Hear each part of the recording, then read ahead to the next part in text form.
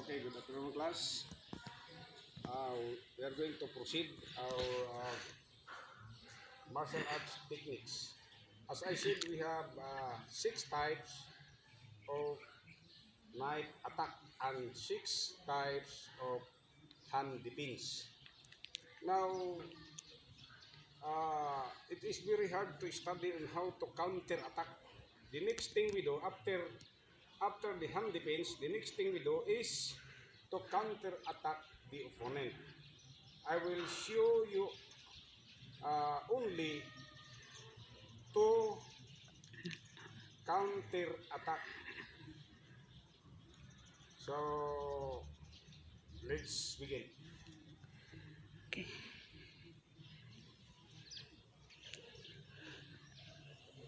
Now the knife attack number 1 is this, and number 2 is this.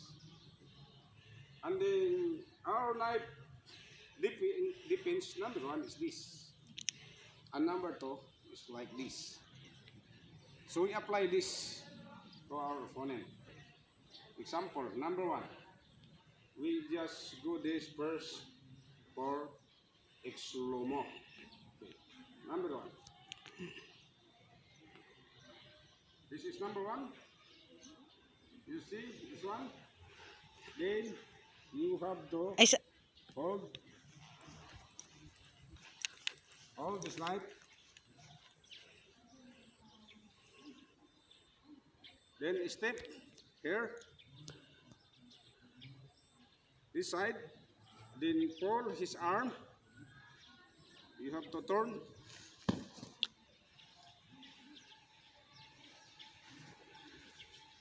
Okay, this side.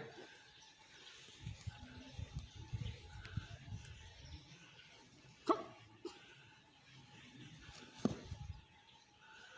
Okay. This side. You see? Only one step then. Then you can take his knife. It depends upon on you. If you proceed, or you have to lock like this one. You see? Yes, lock. That is number 1. Again, number 1 knife attack and number 1 defense and counter attack. Series 1 knife attack with number 1 hand defense and number 1 counter attack. Again, 1.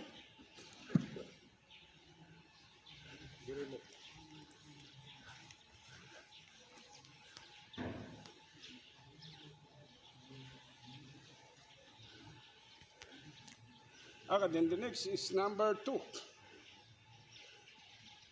Number 2.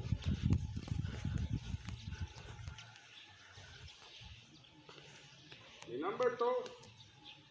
number 2 knife attack is just like this.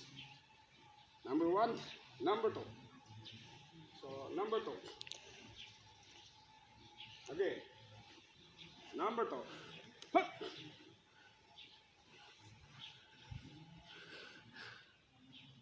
Remember your left hand.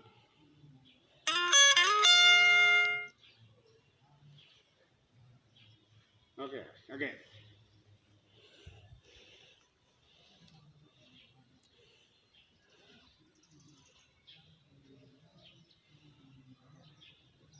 Then move forward.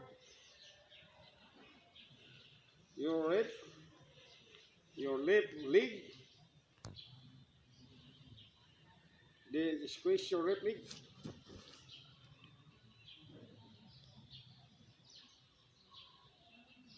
Then come over her. Lock. Get this knife.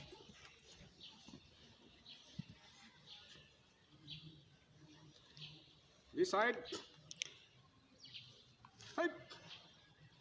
Jump forward. Come over here. See. Take this now.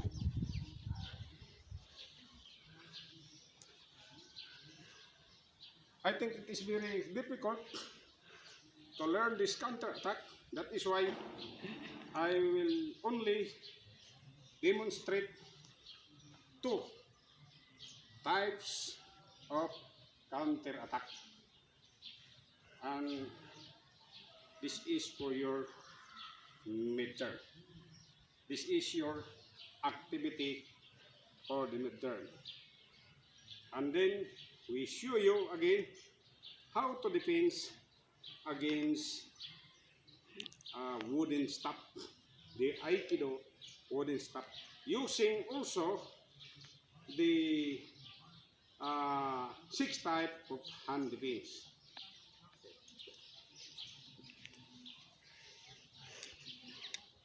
We have here the wooden staff.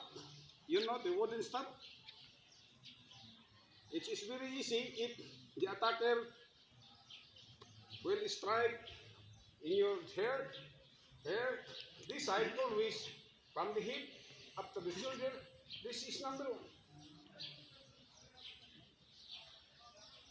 And from the head to the shoulder, this one is number 2. From the shoulder down to the hips, this is number 3. Here. And reverse that, from the shoulder up to here, number 4. The number 5, of course, number 5 is this one. Okay, now, by using this wooden stick, this strike is just like this.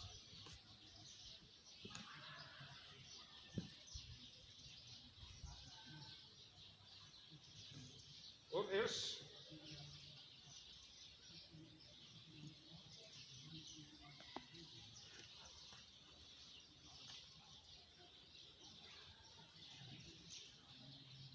Now, if we do a strike like this, that is what we call the Dushi Pares strike of harness. Now, harness is different from this of Aikido. Only when we cut this one in the middle, and we have to use 2 of this stick, because 1 divide by 2,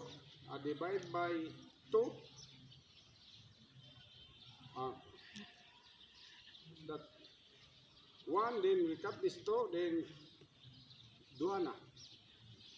This stick is 2.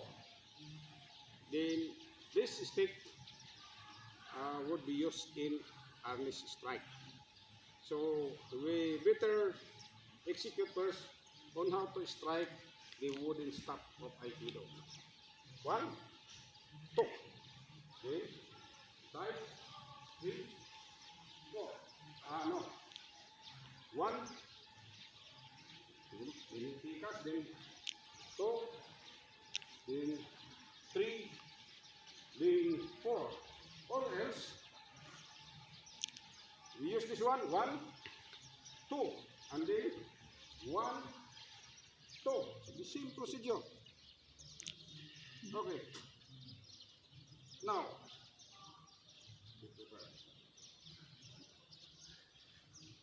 okay, the same procedure of your hand techniques. Only we hold the stick. Okay. In down, so up, down. We hold the stick. Side.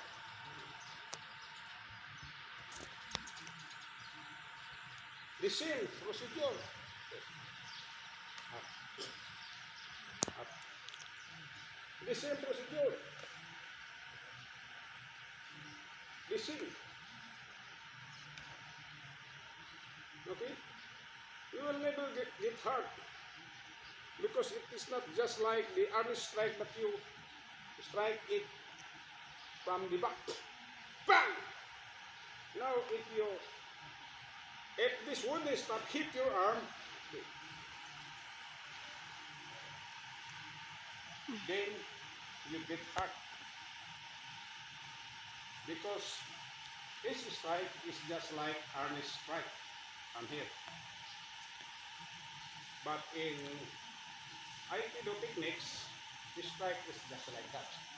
Down, okay, down. Down, the same procedure. The same blockings. Okay. Again. But now, no need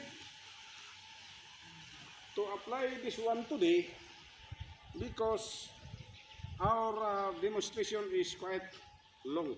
It is long enough for you to learn for. So that is why we only show this to you for your next activity.